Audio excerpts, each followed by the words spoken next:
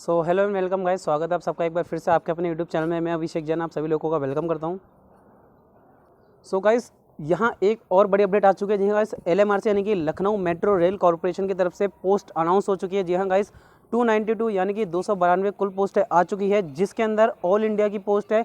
All India में आप कहीं से भी भर सकते हैं। प्लस यहाँ BE BTech डिप्लोमा वालों के लिए तो यहाँ काफ़ी अच्छी वैकेंसी है और ITI वालों के लिए बहुत ज़्यादा अच्छी वैकेंसी है। तो अगर आप डिप्लोमा BE BTech वाले तो पूरी वीडियो अंत तक देखें और आपके जितने भी दोस्त हैं डिप्लोमा BE BTech वाले सबके साथ ज़्यादा से ज़्यादा शेयर करें। तो चलिए ऑफिशियल नोटिस हम लोग देख लेते हैं। इससे पहले चाहूँगा गाइस, जितने भी दोस्त चैनल पर नए हैं या फिर आप पहली बार विजिट करें तो डिप्लोमा BE BTech या ITI से जुड़ी हुई जॉब की अपडेट पाने के लिए आप लोग चैनल को तुरंत सब्सक्राइब कर लें, बेल आइकन पर क्लिक कर दें ताकि जब भी मेरी नई वीडियो है आप लोगों तक अपडेट सबसे पहले पहुँच सके। चलिए गाइस, अपना नोटिस देख लेते हैं। देखिए गाइस, LMRC यानी कि लखनऊ उत्तर में है, तो Uttar Pradesh metro rail corporation की तरफ से नोटिस जारी किया गया था 3 मार्च। अब हम बात करें ऑनलाइन रजिस्ट्रेशन, तो देखिए 11 मार्च से स्टार्ट होगा और ये 11 मार्च से चलने वाला है 2 अप्रैल तक। ठीक है, चलिए फीस वगैरह सारा है। एडमिट कार्ड कब डाउनलोड किए जाएंगे? 10 अप्रैल। और यहाँ एग्जाम रिटर्न डेट, एग्जाम की तारीख भी निर्धारित कर दी गई है। 17 अप्रैल को आपका एग्जाम होगा, तो देख लीजिए 17 अप्रैल को, यानी कि डेट भी अनाउंस कर दी गई है। चलिए आगे बढ़ते हैं, तो यहाँ देखें कौन कौन सी पोस्ट है। सबसे पहले देखते हैं हम लोग असिस्टेंट मैनेजर ऑपरेटर की, जिसकी सैलरी होती है 50,000 से लगभग 1,60,000। टोटल 6 पोस्ट है। जनरल की 4, OBC की 1, SC की 1 और वुमेन्स की 1। BE BTech आपको चाहिए इलेक्ट्रिकल इलेक्ट्रॉनिक्स एंड कम्युनिकेशन में फ्रॉम अ गवर्नमेंट यूनिवर्सिटी। यहाँ साथ के साथ आपको 60% जनरल वालों को और UR और OBC vacancy with minimum 50% marks. ST SC के लिए ध्यान रखिए, जनरल और OBC के लिए 60%, बाकी के लिए ST SC के लिए 50%। 21 से 28 साल की उम्र, ध्यान रखिए 21 से 28 साल की उम्र है और एग्जीक्यूटिव टेक्निकल की मेडिकल स्टैंडर्ड माना गया है। अगला देखें तो नॉन एग्जीक्यूटिव कैटेगरी के अंदर सबसे जो हम डिप्लोमा वालों की बात कर रहे थे, station controller cum train operator में 33,000 से लेके देखिए आपकी 67,000 तक सैलरी होती है। टोटल 186 पोस्ट है, जिसमें से जनरल की 76, EWS की 18, OBC की 50, SC की 39, ST की 3, वुमेन्स की 37, एक सर्विसमैन की 9 और डिपेंडेंट ऑफ फ्रीडम फाइटर की 3।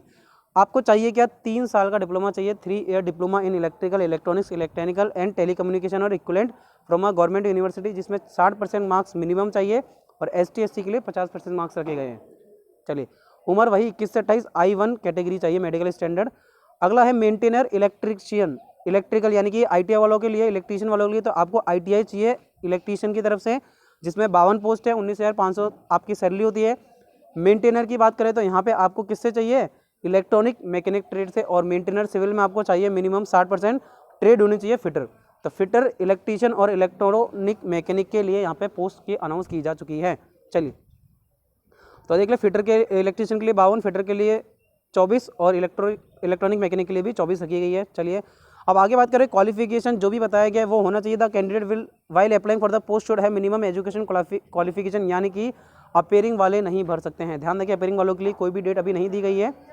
सिलेक्शन प्रोसेस देखिए असिस्टेंट मैनेजर का, तो आपके 2 स्टेज में होगा, written test follow by document. तो सिर्फ रिटन टेस्ट और उसके बाद डॉक्यूमेंट वेरिफिकेशन होगा।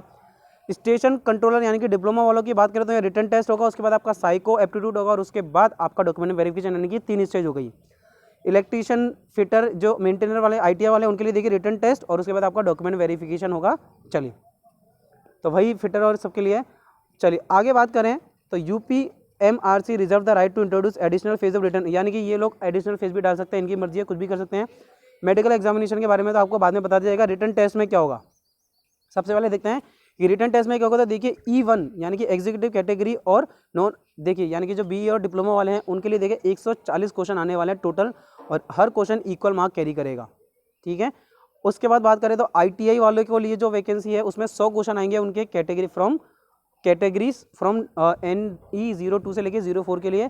There will be negative marking भी रहेगी 1/3 की, और 2 घंटे का समय दिया जाएगा, यानी कि डिप्लोमा और BTech वालों को 140 क्वेश्चन 2 घंटे में, और इलेक्ट्रीशियन वाले जो है, फिटर वाले, इलेक्ट्रोमैकेनिक वाले, उनके लिए 100 क्वेश्चन 2 घंटे में आएंगे। कहाँ से? तो देखिए type question, the knowledge of English, general awareness, logical ability, quantitative aptitude and knowledge of the discipline, यानी कि आप इलेक्ट्रिकल के तो इलेक्ट्रिकल का, मैकेनिकल का, सिविल का, ये सारी चीज़ें मांगी जाएगी।